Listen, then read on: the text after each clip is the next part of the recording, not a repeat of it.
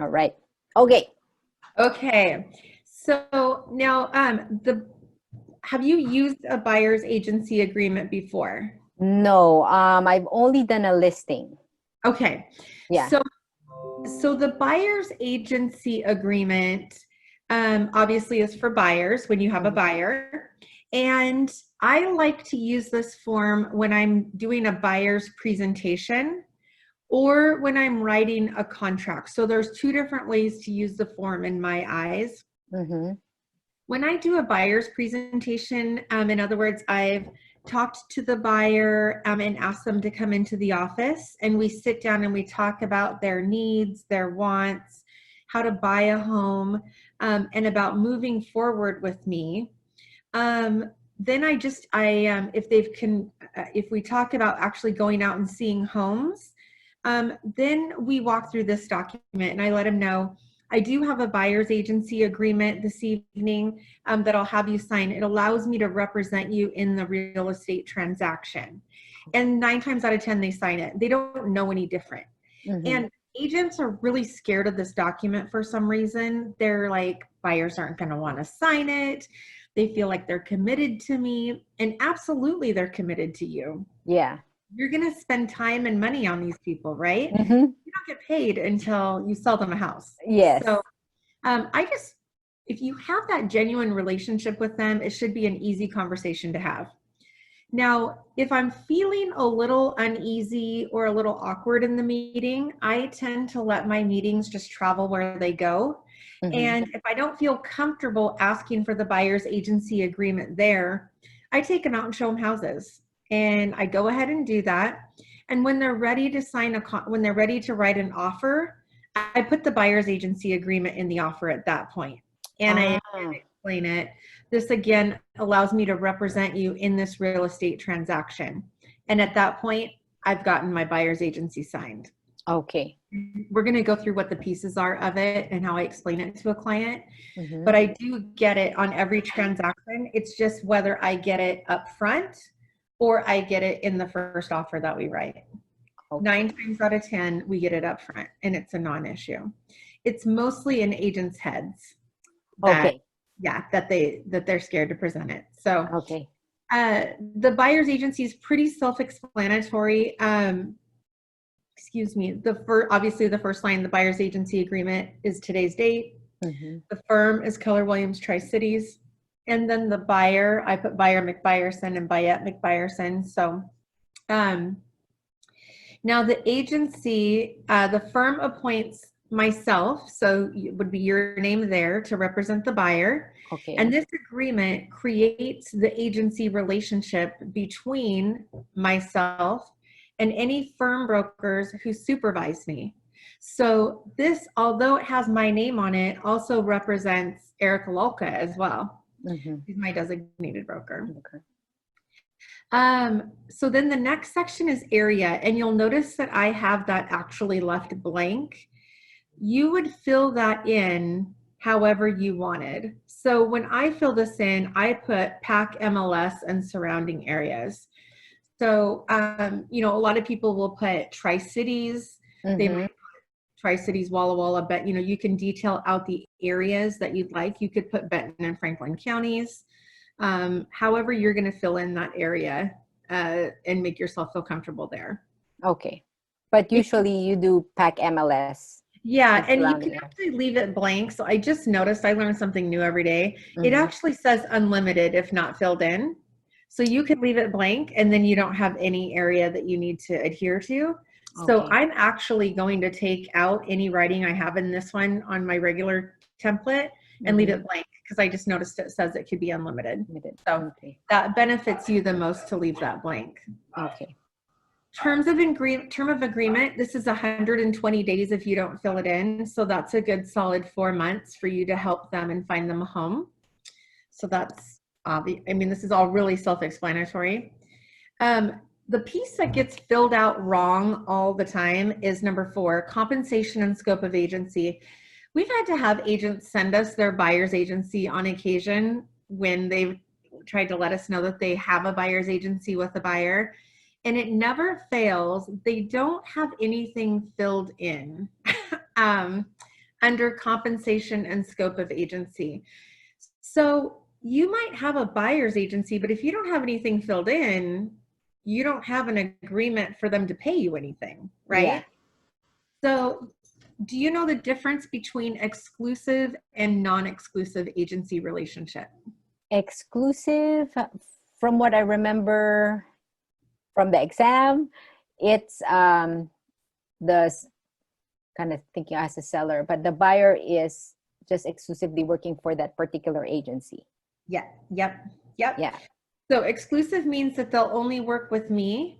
Mhm. Non-exclusive means that they could find a home with another agent. And if that agent finds them that house, they could buy it with that agent. So you'd always want exclusive marked. Mhm. You'll notice if you don't mark one of those boxes, non-exclusive is the default. Okay. So make sure you have a template set for yourself and you've got exclusive already marked in there. Okay. And then it says buyer. This is where buyers get a little nervous. Mhm. Buyer shall pay firm compensation as follows. This is where if someone's going to bulk, this is where they're going to bulk at. And that's because you do need to put in purchase price, percent, dollar amount, or other. And I always fill in other and I mark as listed on MLS or FSBO for sale by owner. Oh, The reason is because the seller pays that compensation. yes. And it's easier to explain that to a buyer. So when I mark the box other, then and I put that verbiage in there, I can let a buyer know. And I just pull up and I give them an example. I'll pull up a listing and I'll show them right here. It shows my compensation. Selling agent compensation is 2.5%. The Mhm. seller is going to pay me. So this states as listed on MLS. So they Okay. understand that the seller's paying that. Okay. Now, That's I did just encounter an agent. He has a buyer and it's my listing. And he called and said, I noticed you're only offering 2% on your listing. And that's not normal, but I have a seller that wasn't willing to offer more. He said, I noticed you're only offering 2%. I have a buyer's agency with my buyer that they will pay me 3% of the purchase price. I want your seller to make up the other 1%. And I just said, I'm glad you have a buyer's agency that says 3%, but my seller is still only paying 2%. Your buyer will need to make up the other 1%. And that's what this form, Gigi, says. This form says that the buyer will pay the firm compensation, right? The yes. seller is paying 2% of that. And if you've said 3% of purchase price, the buyer's on hook for the other 1%. So that's how Okay. that agent is making money off of his buyers, is he's locking them into paying him a set amount up front. Okay. I can't do that. So I put Yeah. as listed on PAC MLS and for sale Mhm. by owner. I have a quick question though. So, um, just quick overview. I became a realtor because my husband and his partner are investors. Okay. So I have a listing under Century 21 that's closing on July 9, but it's not my listing anymore, you know. Yeah. Yep. So, because of that relationship, I only charge, instead of the usual 6%, I just do 4.5 Okay. just to cover the cost. So, Yep. what should I put? I know this is different, but what should Yep. I put? Still 2.5 as the SA compensation? So it is up to you. And that's the nice thing at Keller, is that no Mhm. one dictates what you have to do, right? Yeah. So, you get to decide. Now, some people will say agents look at selling agent compensation before they show a house, and that will determine if they're going to show your property or not. Okay. I honestly, I never look at compensation prior to showing a home. The Yeah. only time I look at it is when I'm filling out my commission form for my assistant. I don't even know what I'm getting paid on houses, but Yeah. I can see where some agents might. Okay. We cannot talk in standards, so there's no standard commission, Mm-hmm. but you will see the majority of listings have 2.5%. Okay. So that would have you at 2.5 and 2. But but I've seen some recently at 2.25 too. So you could go 2.25, 2.25 to make Okay. a little bit extra. I don't think someone's going to squabble over 1/4%. Okay. So I can still do 2.5. I just want to make sure Keller Williams gets their, you know, the Yeah, book. as long it's just less in your pocket because they're going to take their 30% regardless until you cap, or I guess I shouldn't claim that. Yeah. It's whatever your agreement is with Keller. Yes. And if you're on a team, whatever their split is. And Mhm. are you on a team? No. Okay, so yeah, it's whatever your agreement is with Keller. If you're making $1,000, then they're gonna take 30% of that. Okay. So, and you might double check that you might double check that with Erica, Okay. just to make sure I'm not giving you wrong information on that. But I'm Okay. under the assumption that you can negotiate your own commission, Mm-hmm. and Keller will then take their portion of that for your cap. Okay. Got it. Yeah. Thank you. You bet. And this is being recorded, so if I tell you wrong, someone's going to tell me. So Yeah. No, I'll ask Erica too. yeah. Okay. Okay, so the next section is compensation offered by seller. And again, these sections are pretty self-explanatory. To, you know, I hadn't really read through all of this per se word for word until learning that I was going to teach this to you guys. So this just states the firm is going to utilize the MLS to locate properties. So we're going to look on the MLS to search. Mm-hmm. And the seller is going to offer the firm compensation for bringing them a buyer, just like we talked about. Okay. Then it says the firm will disclose any compensation offered by the seller prior to preparing an offer, which is what we do, right? The listing agent puts the commission down. In the event that the compensation offered by the seller is equal to or greater than the compensation asked for in this agreement, nothing's due by the buyer. Does that make sense? So what they're saying is, just like that example I gave you from the other agent, that he asked for more than what the seller was willing. So the buyer has to make up the difference. Okay. This says if it's equal to, or if the seller is offering equal to or greater than the amount on here, the buyer doesn't owe anything. So this is the paragraph I do use to explain to a buyer, I don't have a number in the percentage. I don't have a number in the dollar. I only am getting paid what the seller is willing to pay me. Yeah. And that usually gets them to sign if they've got a problem. Yeah. Okay. B and C, exclusive versus non-exclusive. So this is also talking to you about if within 6 months after the expiration or termination of this agreement, the buyer goes out and purchases a home that you brought forth to them, then the buyer shall pay the compensation to you. Okay. I will tell you, not too many agents are going to chase that down. So this form really is, in my mind, when talking about this with new agents, this form is to provide a commitment to you from your buyer. It's not necessarily going to be used for, you know, chasing down a buyer 6 months from now that bought a house you sent them in a search, right? Yeah. Mm-hmm. It's to keep agents from stealing your clients in the now. You know, a buyer goes to an open house that you've been talking to them about, and then the agent there tells them they don't need an agent. They can write it through them. You have this documentation that shows these are my client, and you would owe, that person would owe you a portion of the commission. Okay. So if we move on to the next page, the rest of this is again self-explanatory.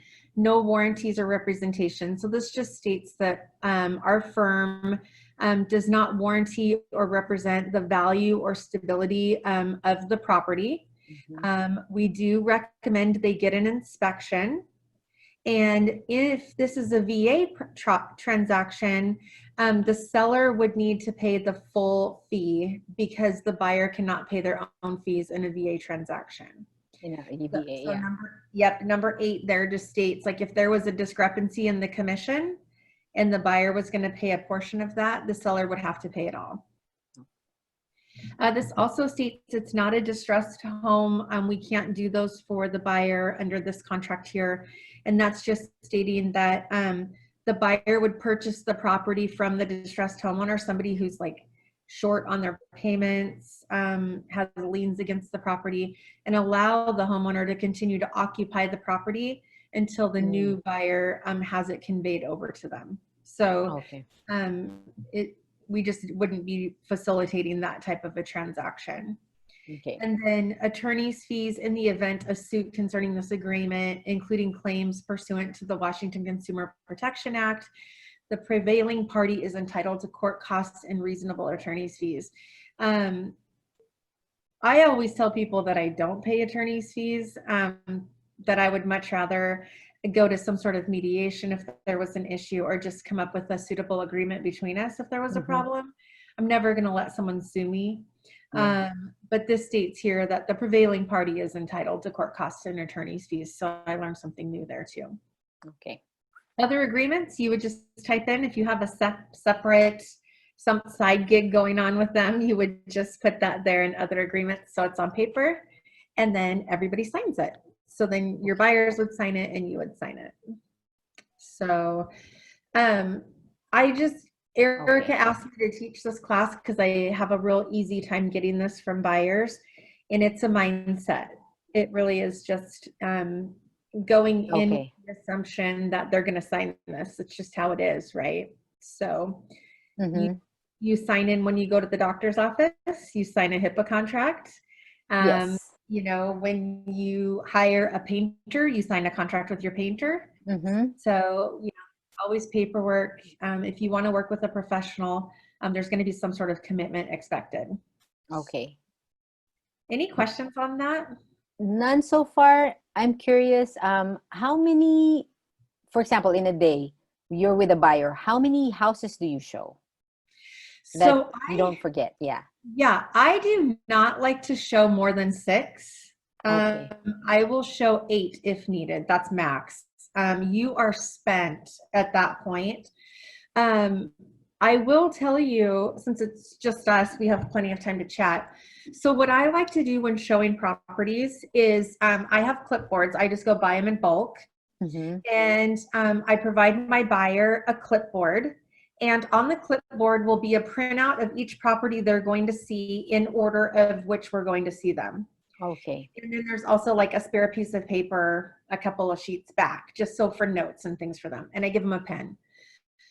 And when they send me their list of properties they want to see, I have them screen them already. So when they send them, we don't have the inventory really right now for them to be seeing 20 houses. But I have had clients who have sent over, you know, 10 or 15 houses and want to see them. And what I'll normally do is say, these are great houses that you've got selected here. We really can only see 6 of them productively in a day. So if you like, why don't you drive around to these homes and rule out the ones you don't want to see? And then we can see the 6 that you do, because a lot of times it's just neighborhood. Yeah. We pull up to a house and they're like, yeah, I don't like this. And we're on to the next one. But the problem is we've scheduled them, right? And now our schedule's all jacked up. So I ask them, go ahead and drive around and look at these properties and rule them out for me. And then that way we can come up with your top 6. Yeah. And usually they're like all excited because they want to go look at houses anyways. Yeah. Now, if they send me back 10, then we break it into 2 days, and I do it by city. So we're going to do all of Kennewick today, all of Richland tomorrow, and maybe all of Pasco on Sunday. So we'll break them up so it makes it a little bit easier to get to those. So that's how I do it. When we get to the showing, I give them the clipboard. I explain showing instructions that when we're in a resale home, they can open doors, they can open cabinets, drawers, anything but personal items. So no dressers, no tables. I just let them know, you know, everything's free reign for them to take a look at.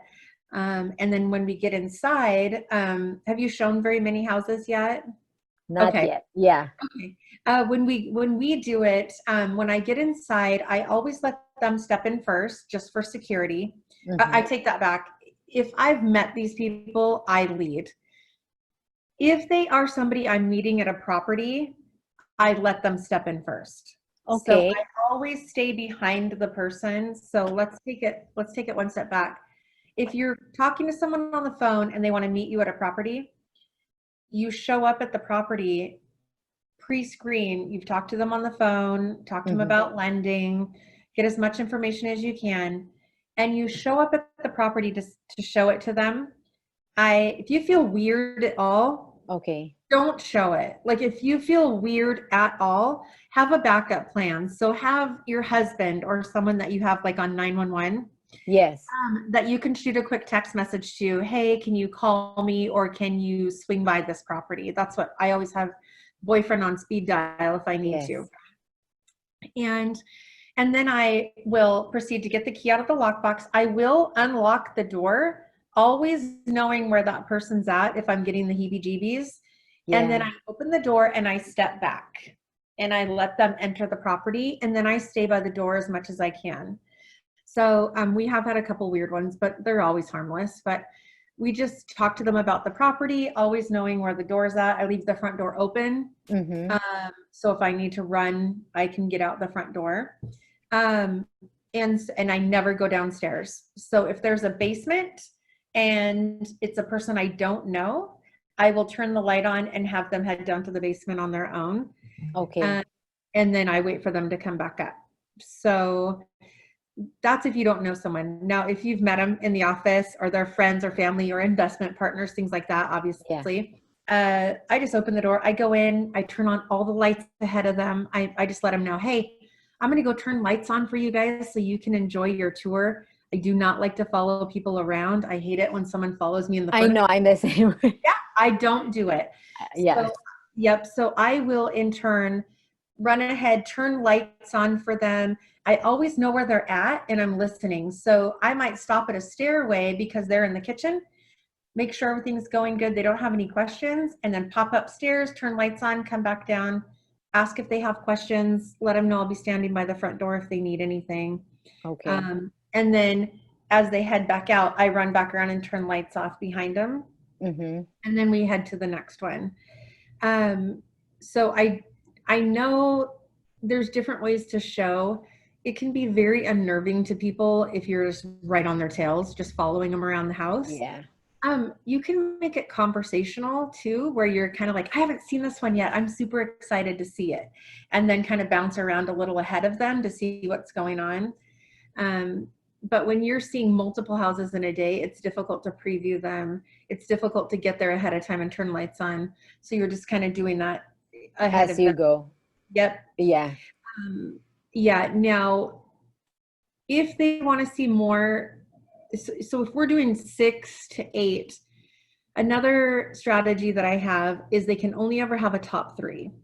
And this is how I keep my buyers organized and how we write offers quickly. So Okay. if you don't force your buyer into having a top 3, they will have a top 8. They will have a top 10. They will have a top 20 by the time you're done, right? They hired you to keep them on track. They hired Yes. you to give them advice and to help them through the home buying process. And that also includes the home shopping process, right? Mm-hmm. Um, so I joke with them about it and I let them know. So today you've got 6 properties we're going to see. And by the end of the day, I'll let you take these home and look at them. But by the end of the day, I would love for you to have ranked them top 1, top 2, and top 3. Okay. And then that's going to help me tomorrow when we go back out know what are the top 3 properties you need to beat. And they love it. It's like a game typically. Uh-huh. So as we go, the first one they see is always top 1 unless they rule it out, right? So Mm-hmm. could you see yourself living here? Yes, great. This is number 1. This is the one to beat, right? It's the only one we've seen.